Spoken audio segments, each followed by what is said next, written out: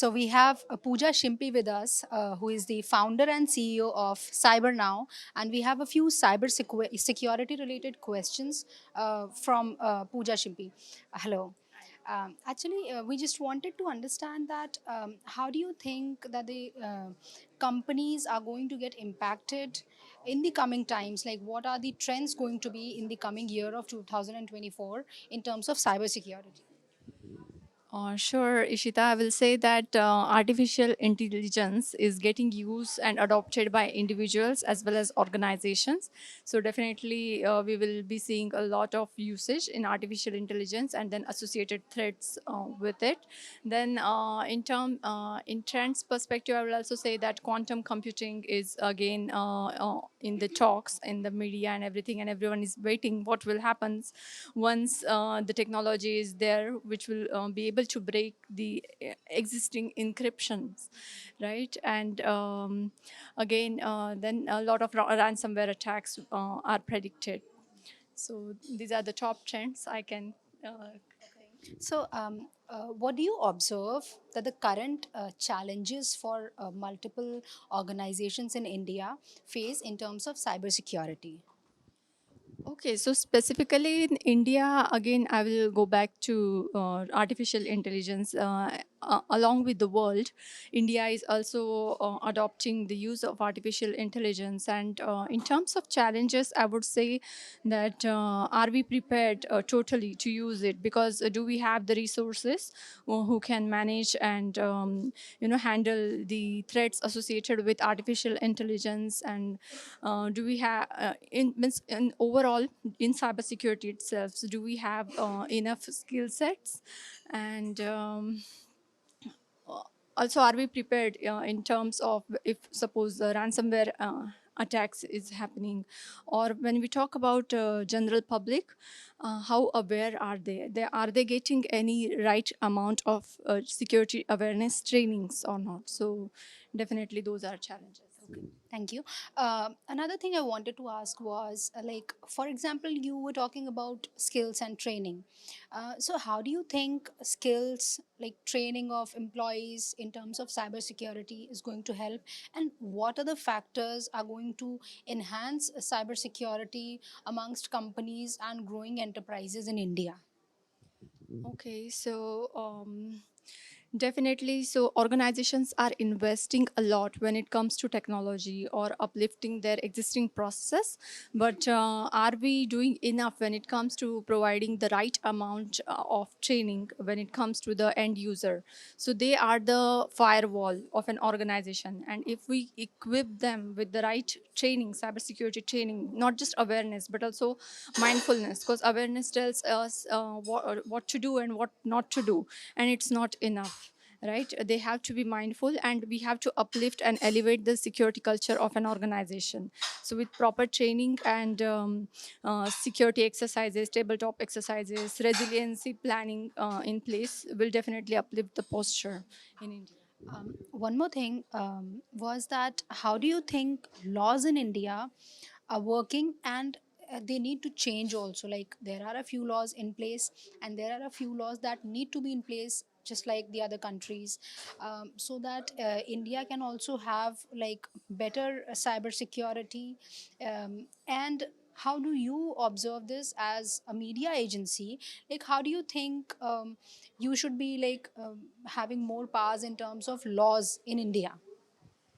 So I will highlight that I was based in Singapore for almost 10 years, and I just recently moved to India. So I'm still gaining the knowledge about the Indian laws. But what I have observed is, given that there are so many banking and financial industries and so many digitalization is in place. So definitely we need a good amount of governance with guidelines and regulations in place. And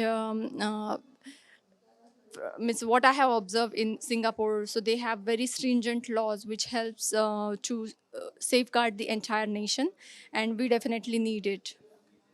So, would you mind highlighting one or two laws in Singapore, like whose equivalent we should have in India also in order to, enhance cybersecurity?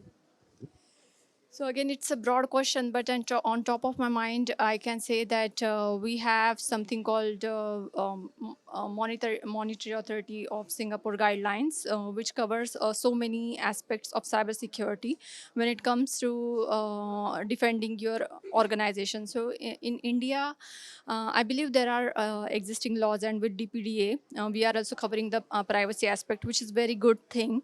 But covering the cybersecurity aspects means how you are, whether do you know what assets and what crown jewels you have, and then only you can plan accordingly to protect those crown jewels. And especially when it comes to the OT side, operational technology, which will be your electricity and oil and gas and all those things. So we need some stringent laws there to protect it. Okay. How do you think that the experts, the cybersecurity experts like you and other CISOs and the people who are dealing into cybersecurity keep themselves updated in terms of new trends, the new threats, or whatever whatever can be done into this sphere? Sure. So cybersecurity is growing rapidly, and it's extremely important for everyone to keep up with the trends. And I would highly recommend to, read the news related to the cybersecurity. There are a lot of good resources available, and again. There are a lot of cybersecurity professionals who are continuously posting on LinkedIn about upcoming trends and on relevant topics. So definitely follow those, and then the podcasts. Just one or two more questions from you. How do you think, there are two approaches towards maintaining cybersecurity. One is proactive approach and the other one is reactive approach. So which one do you bat for? And also I wanted to understand, how do you think, if there should be a mix of both these approaches, then how is this going to enhance cybersecurity for companies based in India? Right. I would say that it's good to have a balance of both proactive and reactive, because when it comes to proactive, you're always already expecting that you will get attacked, and then you will do the preparation accordingly, and you are well prepared. But it will not stop you from being attacked, but still it will reduce the loss of reputation or loss of money. And when it's reactive, it's after you get attacked, how do you respond, right? So that is also very important, because you never know that what kind of attack you will face. And if you have a better planning in place, or at least you learn from other industry peers and prepare yourself, will definitely help or an organization a lot. So regular tabletop exercises are a must, I would suggest. The last question is that, companies still do not have proper and adequate arrangements for training their employees in terms of cybersecurity.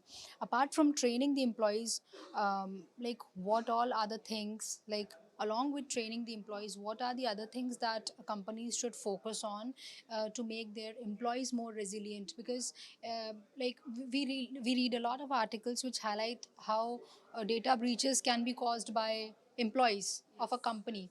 So what are the things that you think companies can work on so that their employees get stronger against and more resilient against breaching the data?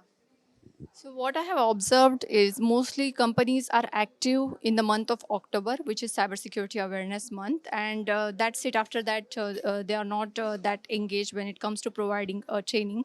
So I would suggest that companies should provide the training regularly, and the training material should be interesting. It should have an emotional connect with the user. The existing trainings, what I have observed, is lengthy and boring. So then the employee lose the attention, and they lose the interest, and then they don't retain the key message, right? So and along with that, there are a lot of attacks happening in social engineering place. So we are focusing on mostly on phishing, but we also have to focus on what if employee receive a call for changing a username or password for a privileged user.